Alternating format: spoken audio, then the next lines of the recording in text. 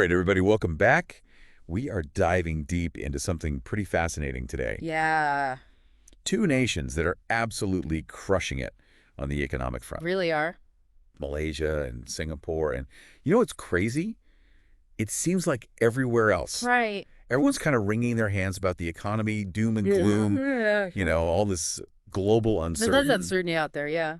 But these two countries, they're like, nah, we're good. Yeah, they're just forging ahead. They're forging ahead, and I think there's a ton we can all learn from them. Absolutely. Whether you're, Yeah. thinking about investing or starting a business or just, Yeah. fascinated by success stories like me, Yeah. this deep dive, I think, is going to be full of insights. It's going to be good.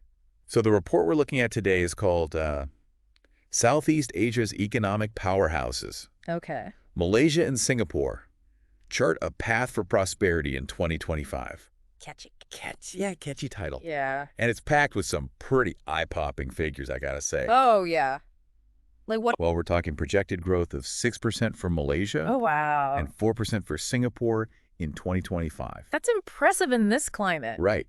And this global climate, it's like, whoa, how are they doing it? Right. And that's what we're going to unpack today. Yeah. But it's not just the numbers, Uh-huh. it's the how, The haul. the why. The why.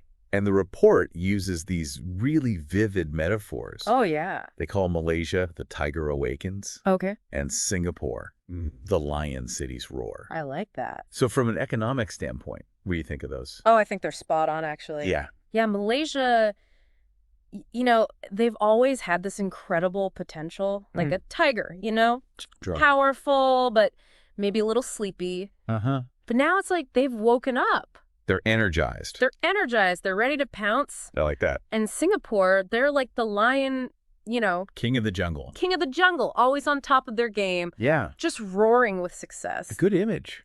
So let's get into some specifics about what's driving this growth. Okay. The report really dives into the reasons behind Malaysia's boom. Mm-hmm. And one thing that really jumped out at me was the surge in domestic consumption. Oh, interesting. They're talking about rising incomes, low unemployment, even government assistance programs. Yeah, that makes sense. Really putting more money in people's pockets. Yeah, it's fueling spending, Right. People have more money, they're spending more. Exactly. And that makes Malaysia super attractive to businesses. It's a good point. A market with strong domestic demand. Yeah. That's a gold mine. It's like a self-fulfilling prophecy almost. Right. So it's not just about attracting foreign investment. It's about cultivating that strong internal market. Exactly. It's a smart move. Now, the report also talks about Malaysia becoming a digital hub. Oh, really? Yeah, attracting tech giants like Amazon and Google. Wow. How did they manage that? It seems like it's a mix of strategic investments and incentives. They've really focused on creating a business-friendly environment. Uh-huh. They've got robust digital infrastructure, high-speed internet data centers. That's key these days. It is.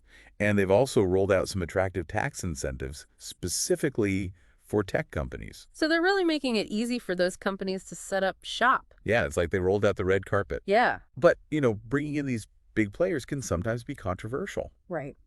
Does the report address any potential downsides, It does. like the impact on local businesses? Yeah, they acknowledge those concerns about, potential displacement of local businesses. But they argue that the long-term benefits outweigh the risks. Interesting. They point to job creation, technology transfer, and a boost to the overall economy. Okay. The key, they emphasize, is to have policies in place Yeah. that support local businesses and allow them to benefit from this growth as well. So it's about finding that balance. Exactly. That's good to hear. Yeah. Now, another thing that caught my eye was Malaysia's focus on sustainability, Oh, that's interesting. particularly in palm oil and manufacturing. Okay. Why is that so important in today's economic landscape? Well, investors are really prioritizing sustainability these days. Yeah. ESG, environmental social governance. Right. It's a big deal. It is. And by adhering to those standards, Malaysia is signaling to investors that they're committed to responsible growth. It makes them more attractive. It does. It makes them a more attractive destination for long-term investment. So they're kind of future-proofing their economy. Exactly. They're thinking ahead. Smart. Yeah. Now, all of this seems to align with Finance Minister Tengku Zafrul's vision for Malaysia. Right. The report mentions his budget 2025 Uh-huh. and its emphasis on fiscal discipline and structural reforms. Okay, can you break that down a bit? Yeah, so basically it's about creating a more stable and predictable economic environment. Okay. So that includes things like subsidy rationalization. Which means basically phasing out inefficient subsidies Okay. and redirecting those funds to more targeted social programs or investments. Right. Yeah. They're also widening the tax net to increase revenue and ensure sustainable public finances. So it's about making some tough choices today to ensure a brighter tomorrow. Exactly. Makes sense. All right, let's shift gears now and head south to Singapore, The Lion City. the Lion City. Yeah. This tiny island nation is constantly punching above its weight. Right. They're amazing. The report calls them an overachiever, and I can't help but agree. Yeah. So what are some of the key factors driving Singapore's continued success? Well, one standout factor is the resurgence of tourism. Okay. You know, Changi Airport, a global travel hub, it's buzzing again. Yeah. And that has a ripple effect on the whole economy, Right. particularly retail and hospitality. You can practically hear the cash registers ringing. Exactly. But we know Singapore is more than just a tourist destination. Oh, yeah. It's a global financial powerhouse. And from what I read in the report, the dominance is not fading anytime soon. Not at all. Their financial sector is a cornerstone of their economy, Yeah. with strength in banking, insurance, and fintech. And what's really impressive is their commitment to managing inflation and currency fluctuations Right. through smart policies. They seem to have cracked the code for maintaining economic stability. They have. It's quite remarkable. But they're not just sitting back watching the money roll in. Oh, they're not. The report also highlighted a revival in manufacturing, particularly in electronics and biotech. Oh, wow. So they're staying ahead of the curve in those fast-evolving industries. It seems like they have this never-settle attitude. Uh-huh. They invest heavily in research and development, fostering a culture of innovation. That's smart. And that, combined with a highly skilled workforce, allows them to excel in those cutting-edge industries. Makes sense. And it seems like Prime Minister Lawrence Wong is really steering the ship towards a tech-driven future, Yeah.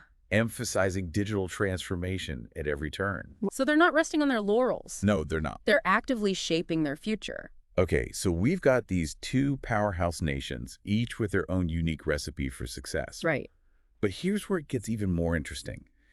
Their individual achievements feed into a larger narrative, Okay. the resurgence of ASEAN. ASEAN. Okay. Now, for those who might need a refresher, ASEAN stands for the Association of Southeast Asian Nations. Right. It's a political and economic alliance of 10 member states, and it's becoming a force to be reckoned with. It's a prime example of regional cooperation leading to collective prosperity. And what's exciting is that Malaysia and Singapore's successes can have a ripple effect, boosting the entire region. Absolutely. The report specifically highlights increased trade and collaboration within ASEAN as a likely outcome of this growth. Okay. What kind of benefits are we talking about? Well, imagine combining Malaysia's strength in manufacturing with Singapore's technological prowess. Oh, wow. That's a recipe for creating robust and competitive value chains that can compete on a global scale. That's a powerful combination. And let's not forget their shared commitment to sustainability. Right. Could this lead to more collaboration on green technologies and initiatives within ASEAN? Absolutely. There's enormous potential for joint ventures in renewable energy, sustainable agriculture, and green manufacturing. So what we're witnessing isn't just about two nations succeeding. Yeah. It's about a whole region rising together. It's pretty inspiring. It's a testament to the power of strategic planning adaptability and a willingness to embrace innovation. Couldn't agree more. All right, so we've explored the incredible economic journeys of Malaysia and Singapore, Two nations that are rewriting the rules rewriting the rules of success. in an uncertain world. What does this mean for you? Yeah. Maybe it sparks some investment ideas. Maybe it inspires you to explore these vibrant cultures firsthand. Yeah. Or maybe it simply leaves you with a renewed sense of optimism about what's possible. I think that's a big takeaway. As Malaysia and Singapore continue to blaze a trail, they offer a powerful reminder What's that? that the future belongs to those who dare to dream big, embrace change, and collaborate for collective success. I love that. And that's a wrap on our deep dive Here's a good one. into the economic powerhouses of Southeast Asia. Yeah. Until next time, See you then. keep exploring, keep learning, and keep pushing the boundaries of what's possible. Absolutely. All right, thanks for joining us. Thanks, everyone.